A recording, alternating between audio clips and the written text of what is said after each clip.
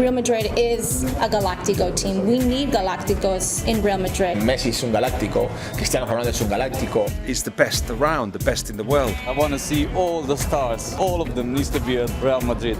They are very demanding fans. Real Madrid is a very demanding club. Florentino Perez, he wants the best players around and he won't stop until he gets Neymar or Mbappe. This season has been one of the worst seasons for Real Madrid. Over the space of a week, they lost everything. They lost the Copa del Rey, here to Barcelona, La Liga as well, hopes of winning La Liga, and then of course crashed out of the Champions League against Ajax. Real Madrid's magnificent dominance of the Champions League over the last 5 years is over. In many ways it's been a long time coming, which is a funny thing to say about a team who have won the Champions League 4 out of 5 years.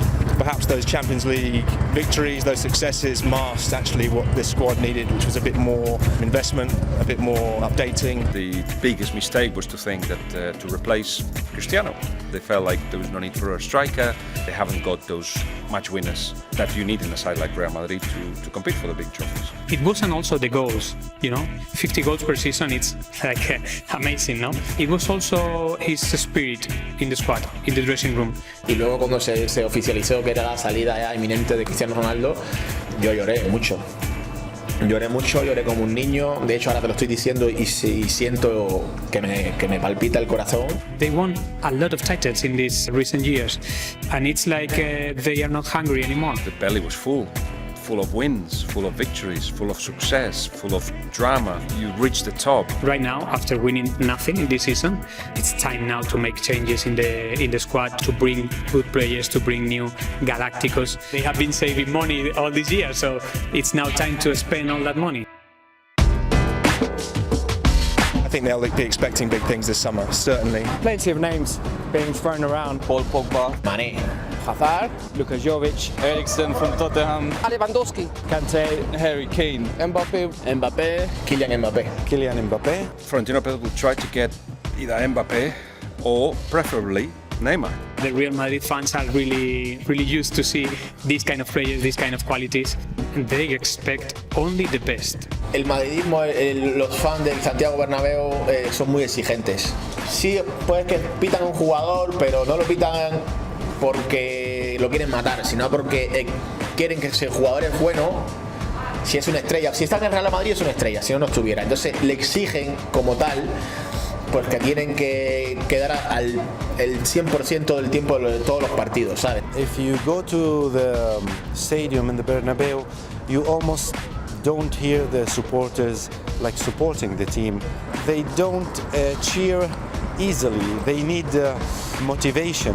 That's the Bernabeu. Zidane was booed. Cristiano, all the good players were booed. So that's the mentality of the fans at El Bernabeu. This is why Real Madrid always needs to win. This is why Real Madrid needs Galácticos.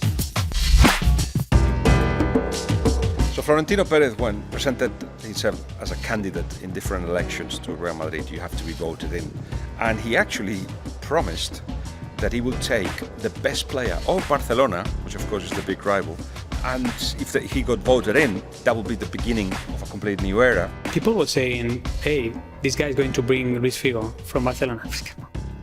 It's impossible. And then, just 1 week after being the Real Madrid president, Luis Figo was saying, this guy is serious. And then the year after it was Zinedine Zidane. And then Roberto Carlos and Ronaldo and David Beckham. I remember a double spread in the Observer saying the best team in the world. It changed the modern Real Madrid history. I think then, it was a very different era really for football. Nowadays, there's many clubs with much more money than Real Madrid. I think Florentino Perez realized very earlier on, we're talking about a decade or more, in which he knew he couldn't compete with what he calls the club states or the clubs run by states. He cannot compete with that, and he cannot compete with the Premier League, so he knows that. Quite clearly they haven't signed a Galáctico since James Rodriguez. But they've tried. They've tried to get Mbappe and they couldn't get him. They're trying to get Neymar and they couldn't get him. Kylian Mbappe was really close to come to Real Madrid. But at the end, PSG is not only the club of his country, of his city.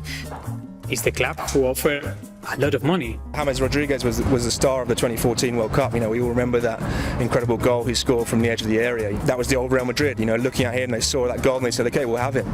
It's interesting that he was the last big signing because that was in 2014, which was now 5 years ago. You know, we've seen at the last World Cup that it was Mbappe who lit up the tournament. Did they get him? They went for him, but didn't get him because nowadays there's a lot more financial competition from other clubs like PSG. And instead they went for a youngster from Brazil like Vinicius, who cost them 40 million, still not cheap, but it's not the same amount of money that you're going to pay for Mbappe now.